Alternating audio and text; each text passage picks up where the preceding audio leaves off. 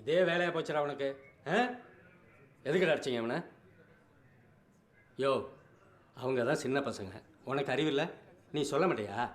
நானும் பிரச்சனை வேண்டாம் வேண்டான்னு தானுங்க சொன்னேன். நான் சொல்லி இங்கே எவ சார் கேட்குறேன்?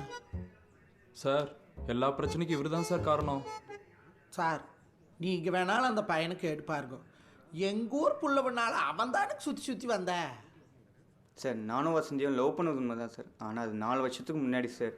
அப்புறம் நாங்கள் பிரிஞ்சிட்டோம் சார். இப்போ கல்யாணம் 2 வருஷம் ஆகுது சார். ஏதோ நீ தான் அந்த பிள்ளைய கூட்டு போயிட்டேன்னு நினச்சி அடிச்சிட்டானுங்க. படித்த பசங்க, கொஞ்சம் சமாதானமாக போயிடலாம். இந்த பேசுகிறவெல்லாம் வேணாம் சார். கேஸ் எடுக்க முடியுமா முடியாதா? முடியாதுன்னா சொல்லுங்கள், எங்களுக்கு யாரை பார்க்கணும்னு தெரியும். மா, நீ கொஞ்சம் வெளில வெயிட் பண்ணுமா. ஓ, நானே இவர் இந்த அளவுக்கு அடிச்சது இல்லை சார். நீங்கள் கொஞ்சம் அந்த பொண்ணுகிட்ட பேசுங்க சார். சரிங்க சார், பேசுகிறேன். சும்மா இரு.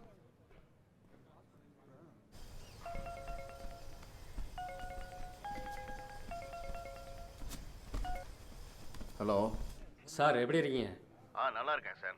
என்ன விஷயம் சொல்லுங்கள். ஒன்றும் இல்லை சார், உங்கள் பையன் கதிரும் அவனுடைய ஃப்ரெண்ட்ஸுங்களும் சேர்ந்து ஒருத்தனை போட்டு அடிச்சிட்டானுங்க. அடிப்பட்டவனுடைய ஒய்ஃப் வந்து எஃப்ஐஆர் போட்டே ஆகணும்னு சொல்லிட்டு இருக்கா.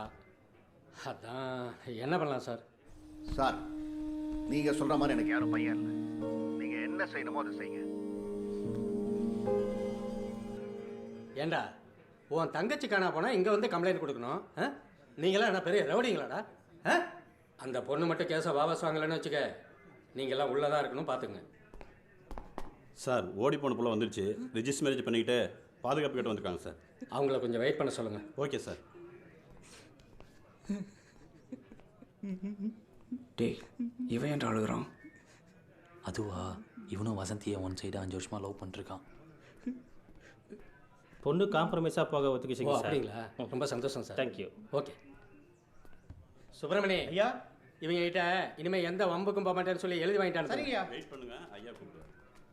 ஏதோ உங்கள் நல்ல நேரம் தப்பிச்சிட்டிங்களா. இனிமேல் ஒழுங்காக இருக்கணும், புரியுதா? இனிமேல் எந்த பிரச்சனையும் வராது, நான் பார்த்துக்கிறேன். உனக்கு ஒரு நாளைக்கு இருக்குது. பா. ஒரு மலமா கணபதியா ஒன்னாள் ஐயரன் செம்பகப்பூ செம்பகப்பூ செவந்தி பூ சிவனரிய பொழுதுலுக. மாப்ள, என்ன இளவு லவ்வுடா இது? சை, டேய், வசந்தி மேலே தப்பு இருக்காது, அவ்வளோவும் சொல்லாத. இவன் வேற. கொய்யா மரோ ராசா கொத்து கொத்தா காட்சி கொய்யா பழம் நாடுகாரே ராசா. கதிருவா, கதிருவா, உங்க அப்பாடா. கதறவா கொப்பண்டோ.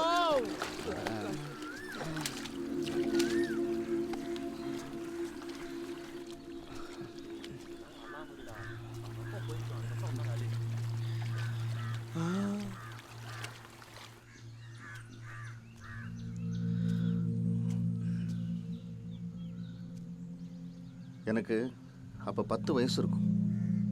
வேலைக்கு போன இடத்துல எங்கள் அம்மா போட்டிருந்த துணி சுத்தமாக கிழிஞ்சு போச்சு. மாற்றிக்க துணி இல்லாமல் அவமானத்தில் என்னை கட்டி பிடிச்சிக்கிட்டு கூனி குறுக்கி போச்சு எங்கள் அம்மா. படிக்கிற வயசில் அதை நான் பாடமாக பார்த்தேன். பணங்கிறது மானம் காக்கிறதுக்குன்னு அன்றைக்கி தோணுச்சு. அப்பா இல்லைன்னா என்ன, தனியாக ஓடுவோம்னு 10 வயசில் ஓட ஆரம்பித்தவன் 40 வருஷமாக ஓடிக்கிட்டு இருக்கேன். வாழ்க்கையில் எல்லாம் நல்லா போயிட்டுருக்குன்னு நினைக்கிறப்போ சண்முகம் பையன் இப்படி ஊதாரியாக போச்சேன்னு பேசும்போது 10 வயசுக்கே திரும்பி வந்துட்டோம்னு தோண வச்சுட்டேன்.